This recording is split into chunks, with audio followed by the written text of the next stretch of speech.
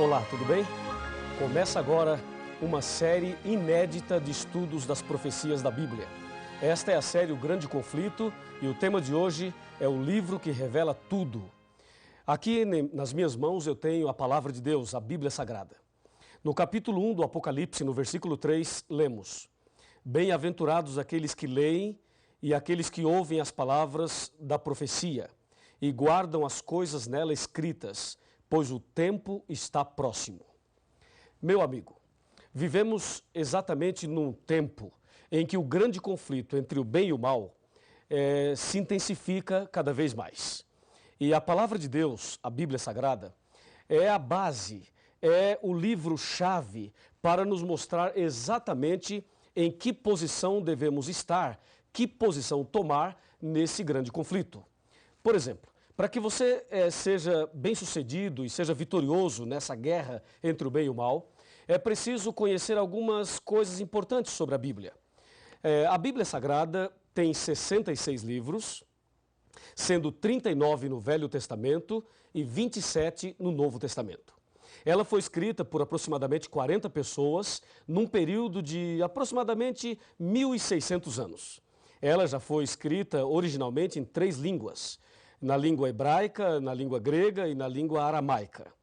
E esse sagrado livro tem como autor o nosso Deus. Ele deixou esse sagrado livro para que nós pudéssemos conhecer a sua vontade e para que pudéssemos também saber a revelação dele para a nossa vida nesse contexto da luta entre o bem e o mal. Me acompanhe agora que eu tenho algo muito importante a te mostrar. Por exemplo, a Bíblia Sagrada está subdividida em 5 pequenas partes. A primeira parte é história, a segunda é poesia, a terceira profecia, a quarta evangelhos e a última cartas. Vamos analisar uma a uma. Por exemplo, história.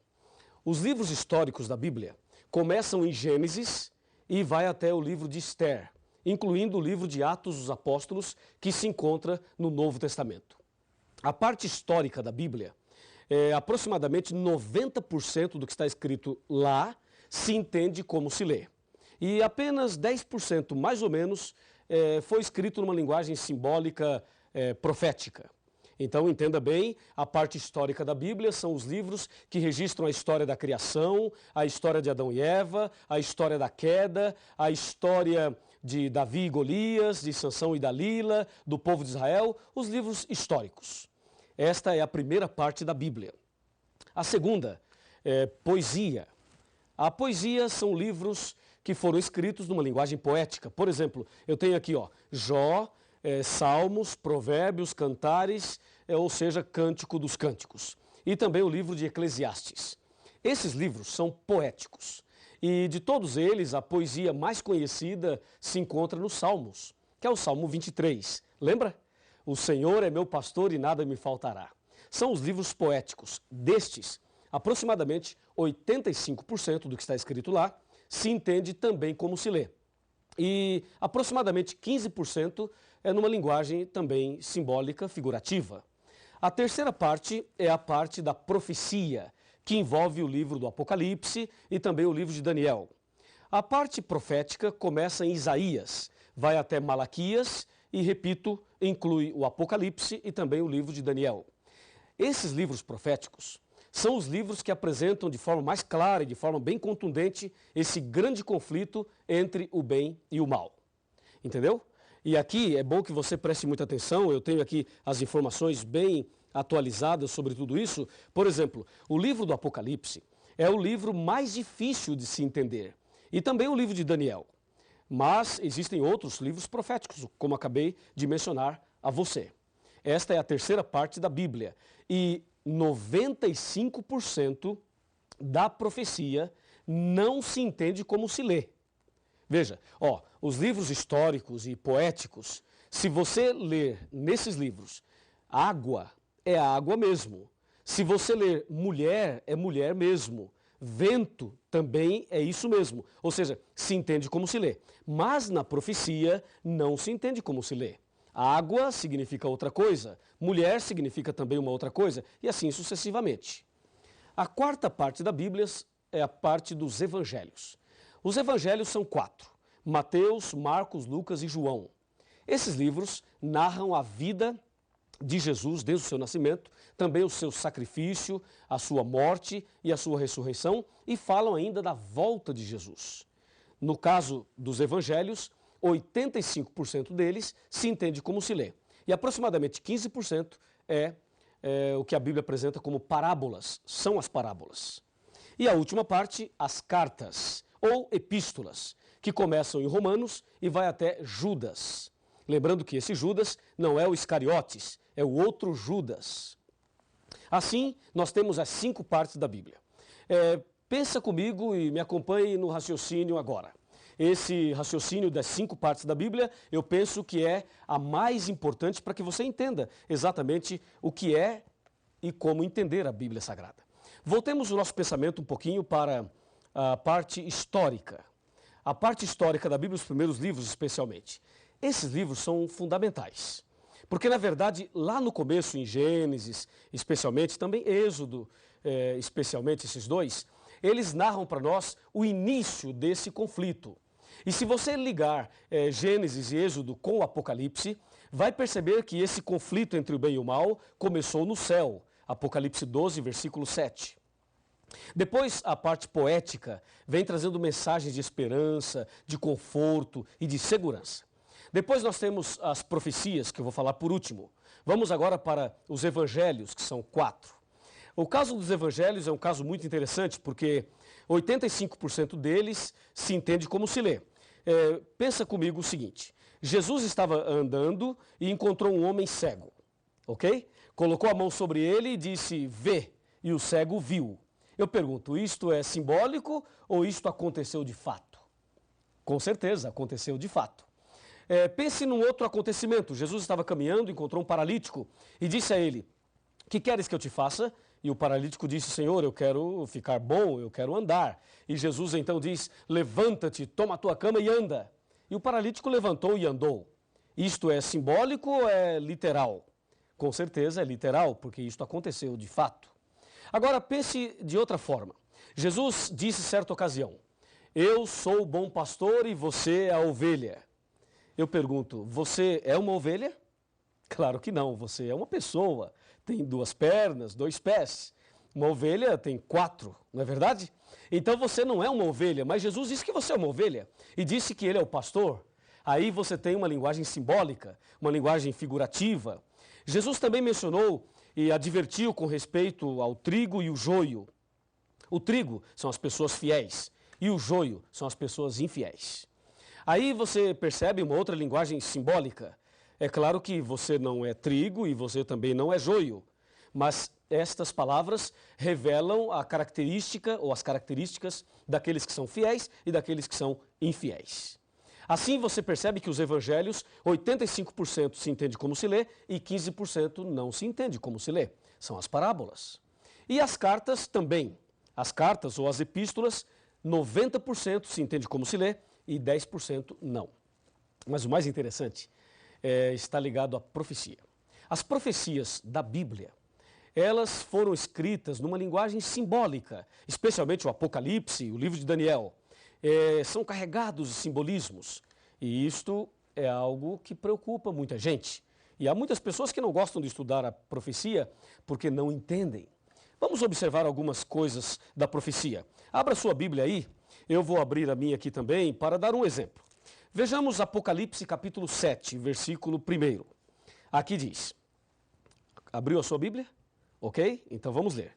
Depois disto vi 4 anjos em pé nos 4 cantos da terra, conservando seguros os 4 ventos da terra, para que nenhum vento soprasse sobre a terra, nem sobre o mar, nem sobre árvore alguma. Percebeu alguma coisa diferente? Se você não percebeu, eu vou ajudá-lo. Aqui diz que tem 4 anjos nos 4 cantos da terra, segurando os ventos. Primeiro problema, a terra é quadrada? Ou é retangular para ter 4 cantos? Não, a terra é redonda. Ela não tem 4 cantos. Ora, se não tem 4 cantos, por que o Apocalipse fala que tem 4 anjos nos 4 cantos da terra? Percebeu? A profecia não se entende como se lê. E mais, diz que os 4 anjos estavam segurando os ventos. Será que dá para segurar os ventos? E será que os anjos estão impedindo os ventos de soprarem? Claro que não, porque se isto acontecesse, nós estaríamos mortos. Então, ficou claro que a profecia não se entende como se lê. E aí você deve pensar, pastor, como é que se entende? Calma, nós vamos chegar lá. Esse é apenas o primeiro estudo dessa série. Veja um outro exemplo. Abra sua Bíblia em Apocalipse 12 e confira comigo o que diz o Apocalipse 12. Versículo 1. Viu-se grande sinal no céu, a saber, uma mulher, vestida do sol, com a lua debaixo dos pés e uma coroa de 12 estrelas sobre a cabeça. E aí? Na sua cidade, na sua rua, no seu bairro, você já viu uma mulher assim? Claro que não, não existe. As mulheres são bonitas, não há dúvida nenhuma, mas uma mulher como esta aqui não existe. E se não existe, por que o Apocalipse apresenta uma mulher assim? Percebeu? Mais uma prova de que a profecia não se entende como se lê, até porque uma mulher assim não existe. É ou não é? E se você observar aqui, ó, o capítulo 13, e aqui está o ponto que as pessoas têm medo, ficam assustadas, mas não fique com medo, porque a Bíblia vai nos revelar tudo nesta série do grande conflito. Veja Apocalipse 13, versículo 1. Vi emergir do mar uma besta que tinha 10 chifres e 7 cabeças, e sobre os chifres 10 diademas, e sobre as cabeças nomes de blasfêmia. E aí? Imagine uma besta saindo do mar. Isso é assustador, não é? E algumas pessoas acham que é pecado ir à praia porque a besta vai sair do mar. Que absurdo, é ou não é? Sabe por que as pessoas erram? Sabem por que as pessoas interpretam erradamente a Bíblia e pregam uma coisa que a Bíblia não diz, não ensina? É justamente porque não estudam a Bíblia. E você está de parabéns porque está aqui hoje estudando a Bíblia conosco. Em São Mateus capítulo 22, versículo 29, está escrito assim, ó: errais por não conhecer as Escrituras e nem o poder de Deus. Esse é o problema das pessoas. Não estudam a Bíblia, por isso erram. Mas eu tenho certeza absoluta que a partir de hoje você não errará mais, porque nós vamos conhecer a verdade da Bíblia. A Bíblia nos revelará tudo que você precisa saber para vencer nesse grande conflito, para ser vitorioso nessa guerra entre o bem e o mal. Aliás, eu quero dizer a você o seguinte: Jesus esteve nesse mundo. Jesus veio a esse planeta há mais ou menos 2000 anos atrás. E Jesus morreu na cruz. E quando ele morreu na cruz, ele estava pagando o preço do pecado e ali na cruz ele estava conquistando a humanidade e vencendo essa luta entre o bem e o mal. Ou seja, nesse grande conflito, Jesus já é vitorioso. E uma grande notícia para você: se você tem Jesus no coração, se você anda com Jesus, então você também é mais do que vitorioso. Não é maravilhoso saber disso? Por isso é importante o estudo da Bíblia. E agora, pense comigo na frase final. Me acompanha aqui. Aqui tem uma frase final para você. Por favor, chegue mais perto. Vamos conversar. Pode chegar mais perto, um pouquinho mais. Um pouquinho mais. Olhe bem dentro dos meus olhos. Está olhando? É o seguinte: eu não te conheço. Não sei o seu nome, não sei quem você é, não sei onde você mora. Mas eu sei que você deve ter suas lutas, seus problemas, suas dificuldades. Deus conhece você e Deus também me conhece. E eu não sei exatamente por que você está aqui hoje estudando a Bíblia. Mas uma coisa eu te digo em nome de Jesus. Em João 8,32 está escrito aqui na palavra de Deus o seguinte: e conhecereis a verdade, e a verdade vos libertará. Se você conhecer a verdade a partir de agora, se você fizer essa série completa, você vai conhecer toda a verdade. E Deus vai libertar você, vai transformar sua vida, vai fazer de você a pessoa mais feliz do mundo. E nesse grande conflito, você será vitorioso, você será vitoriosa. Presta atenção, minha amiga, presta atenção, meu amigo. Eu vou orar por você. E Deus te dará a vitória nesse dia e nessa série de estudos bíblicos. Você não quer aceitar fazer o curso completo e não quer ter Jesus no coração e você não deseja ser vitorioso também nessa guerra entre o bem e o mal?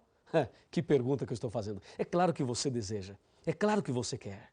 E se você assim deseja, se você quer isto, então feche os seus olhos e vamos falar com Deus. Querido Pai Celestial, muito obrigado por esse primeiro estudo da Tua Palavra. Ela é lâmpada para os nossos pés e luz para os nossos caminhos. Ela revela Jesus, aquele que já venceu na cruz em nosso lugar. Ajuda-nos agora a conhecer melhor a Tua Palavra e a andar nos Teus caminhos. Abençoe essa pessoa que está orando comigo nesse instante e envia o Espírito Santo para fazer o milagre na vida desta pessoa que tanto necessita. Em nome de Jesus. Amém. A sua entrega é total. Você não pôde mais adiar. Jesus chegou ao seu coração, chamou por seu nome, você atendeu. Algumas lágrimas vêm e vão lavando qualquer temor. O Santo Espírito está aqui, lhe abraça e lhe diz o quanto esperou. Sua vida vai desabrochar, vai sorrir, vai cantar, começando aqui e por todo sempre. O amor de Deus vai lhe acompanhar. Ele prometeu, jamais vai deixá-lo. Você não estará sozinho a vagar.